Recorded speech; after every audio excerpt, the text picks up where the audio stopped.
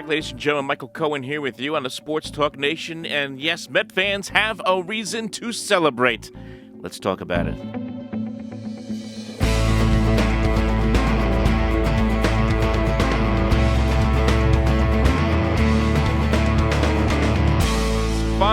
Finally, Pete Alonso and the New York Mets finally come to terms on an agreement. It happened late Wednesday night, didn't get word about 10:30, 11 o'clock last night that the deal was done. Pete Alonso will return this year, 2 years, $54 million, and it ends what was a very long stalemate between the two.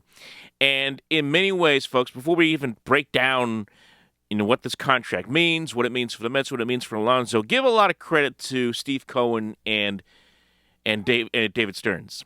I know that we have a tendency in sports, and especially in this market, to rip the front office, to rip owners, and to criticize them. Hey, why don't you go out and sign my favorite player, this, that. These guys waited it out. They were not going to outbid themselves in a market, a down market for first baseman around Major League Baseball, for a player who, yes, is very valuable to the franchise. Yes, hits a lot of home runs.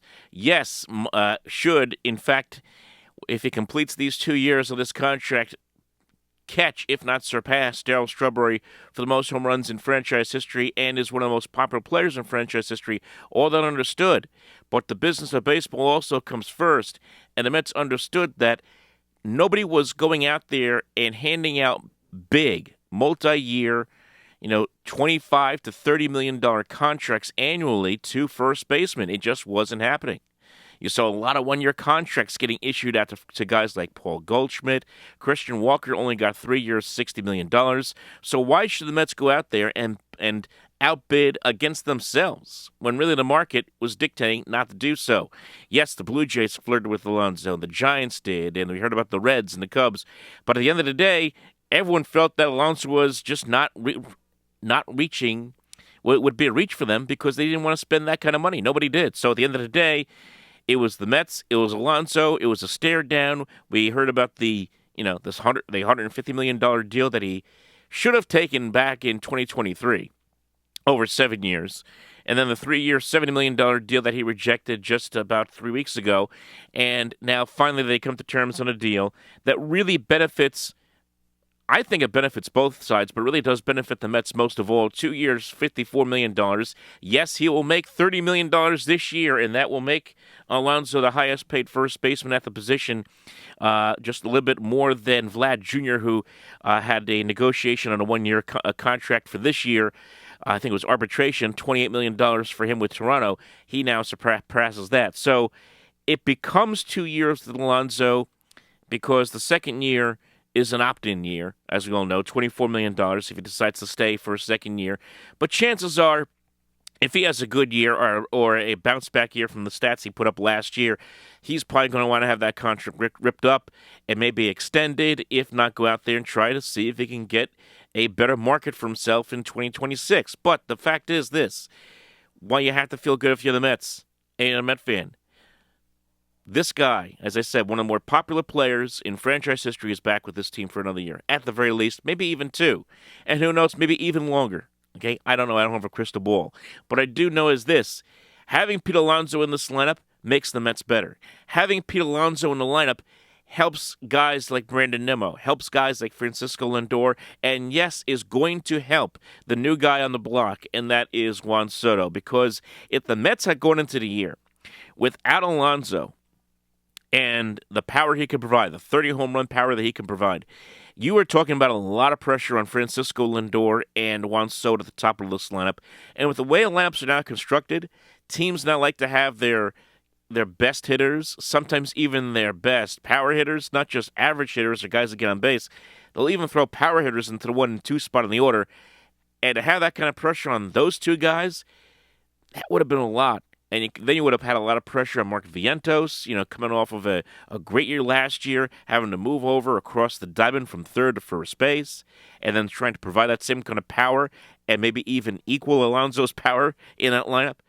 It was going to be a tall task without him there. So the Mets had to have him. And Alonso, for his legacy and also for his own sanity, he needed the Mets, okay?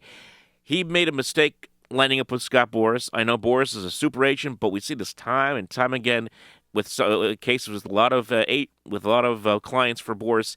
Sometimes they don't always get the money or the contract they want right away, and that was the case here with Alonso. So hopefully, projecting down the road, you would like to see the Mets and Alonso come to terms on a longer-term deal or a deal that makes make more sense, beyond 2025 and 2026.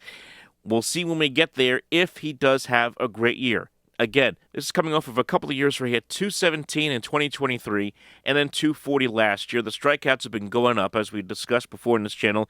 He had 172 strikeouts last year. That was near a career high from 183, which he had his rookie year.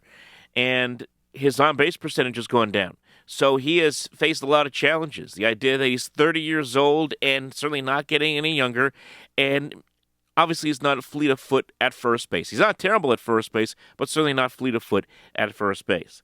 So all those challenges have to go into consideration, and so they went into consideration for the Mets and anybody else who was considering bringing him in. But that said, he is just too powerful of a hitter to not have in your lineup.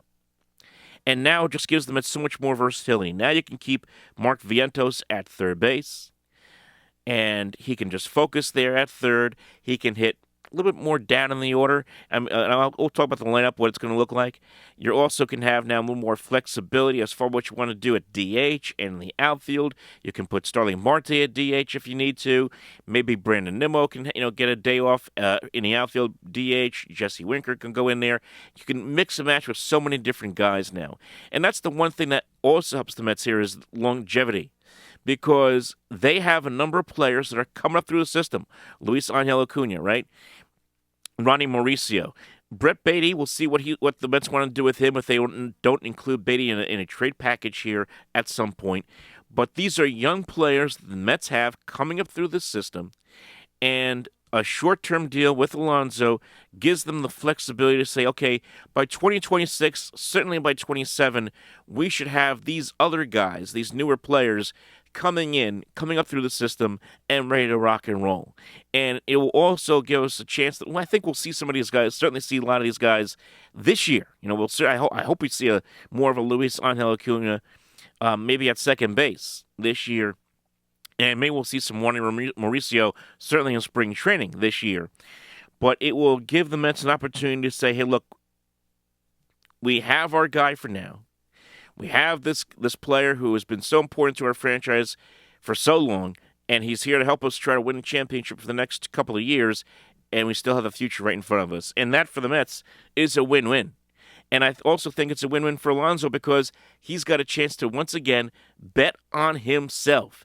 A lot of guys who get this opportunity, they, go into that walk year, they bet on themselves. Unfortunately for Alonso, it didn't work out last year until the postseason.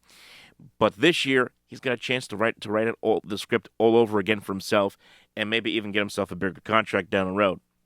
So it all works to the good for the Mets from that standpoint. And really now, look at that lineup. Look at that lineup, folks. Right now, this is the projected lineup, and I've been seeing this all over the place. Lindor leading off, Juan Soto batting second. They have Vientos. This NorthJersey.com has Vientos batting third, Alonso batting fourth. What I would do is this. I would do Lindor leading off at short. I would do Soto batting second and right. I would do Alonso batting third. And then, if you want to consider maybe Vientos cleaning up, or do this. Do Lindor leading off, have Vientos bat second, and then you hit back with Soto and Alonso, or Alonso and Soto, 3 and 4 in the cleanup spot. And then you can come back with a Starling Marte at a DH. Maybe you come back with them with Brandon Nimmo in left field, Francisco Alvarez, and then Jesse Winker and Jeff McNeil after that. And that's not a bad lineup, folks. That's a really good lineup. That's a lineup that can get some power. Now, there are a couple other guys that are going to be part of this. Jose Siri, a player that the Mets brought in from Tampa Bay. Issue I have with Siri is he's not a very good average hitter. He hits around 200, 220, but he does have pop. He hit 25 home runs a couple of years ago with Tampa Bay. A lot of people have him pegged in as the opening day starter in center field. I say let's wait and see. I still would like to see Starling Marte have an impact on this team in the outfield because he's a tremendous arm, a very much more reliable bat. I know at 36 going on 37, but I would like to see him more consider the starter somewhere in this outfield for the New York Mets, obviously with Juan Soto now in right field. So that's what you're going to see. So with Alonso there, I mean, it's a much better lineup. It just projects as a much better lineup. There's power, not a lot of speed, but a lot more power and a lot more contact hitting from this Mets team going into 2025. And now we can start to focus on the other things that the Mets need to do. Can they, what's their bench going to look like? We know we're going to have options coming off the bench. I mentioned Siri. Tyrone Taylor's going to be an option off the bench. Winker's an option off the bench, obviously, as a DH. They also brought in a younger version, if you will, of a Jose Iglesias. Now, Iglesias apparently wanted a multi-year contract, from everything I've read, and Mets only offered him a one-year deal. He's 35. Now, I understand, popular player, the OMG, the clubhouse. You would hate to see a guy like that not come back, and I would like to see the Mets bring him back. But a one-year offer for a player who is 35 going on 36, I would like to. It's hard to offer a multi-year contract to a player, I get, at this point at that age. And keep in mind, he hit 337 last year, but he didn't play a lot. He took full advantage of his opportunities presented to him, which is great for him.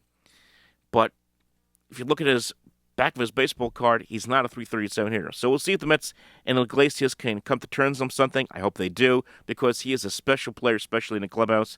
They did replace him at the moment right now with Nick Madrigal, formerly of the Chicago Cubs. Now, Madrigal doesn't jump off the paper as a spectacular hitter. He only hit only .221 with the Cubs last year. Not a power hitter. Does hit some doubles. But that's what you're looking at potentially. He's got a minor league deal, I think, Madrigal. So we'll see if he makes the roster come opening day. But that's what you focus on. You focus on the bench. And, of course, the biggest issue for the Mets going into the season is their pitching. I don't think, and I think a lot of people feel this way, I don't think the Mets have enough starting pitching. And I know right now the rotation as it's currently constituted is looking like it's going to be Sean Manaea at the top. Kodai Senga, if he is healthy, will be certainly your number 2 in the rotation. And then you're talking about David Peterson coming off that great year, especially second half of the year, being your number 3 guy. And then after that, it's Frankie Montas, who joins this team as a free agent. Maybe even Clay Holmes being a starter, former Yankees closer, now coming to Citi Field to the Mets as a starter. We'll see about that. I would rather see Clay Holmes in the bullpen, possibly setting up Edwin Diaz. That would be fantastic. I don't know about Clay Holmes as a starter. We'll find out soon enough. But if I'm the Mets, I have to go out there and consider getting another starter, maybe even 2.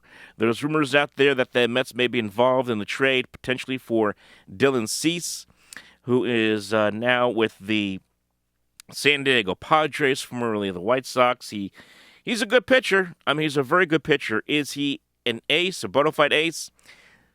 I think on a team like this that doesn't have an ace, I guess he could be considered that. He was certainly in the Cy Young Award. He was a runner-up for the Cy Young Award a couple of years ago in 2022.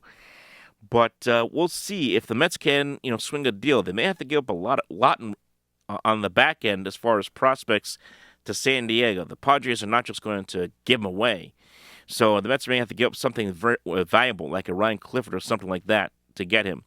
But the Mets are going to need pitching, starting pitching specifically, maybe another reliever, to bolster this rotation and pitching staff for the season. So to me, the lineup is now set. The focus now needs to turn to the pitching for the Mets.